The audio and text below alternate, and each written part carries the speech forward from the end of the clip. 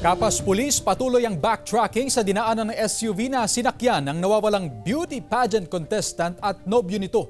Tutukan sa report ni Joan Punsoy.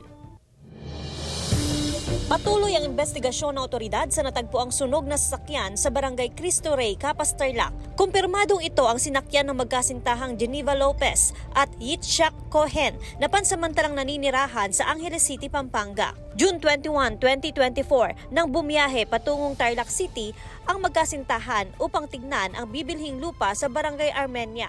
Si na middleman at si Geneva Lopez at Mr. Cohen, nag-meet sila dito sa Cristo Rey.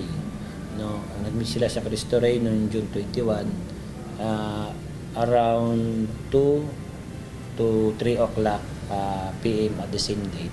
At pumunta ngayon sila dun sa location kung nasaan ngayon yung lupa na bibili nila. Bandang alas 4 hanggang alas 5 ng hapon, umalis din ang magkasintahan sa lugar. Nakipag-coordinate tayo sa Angeles, no?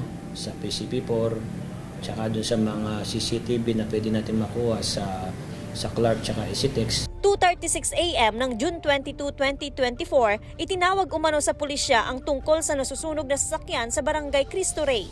Patuloy ang backtracking ng PNP sa mga dinaanan ng SUV mula Pampanga hanggang Tarlac.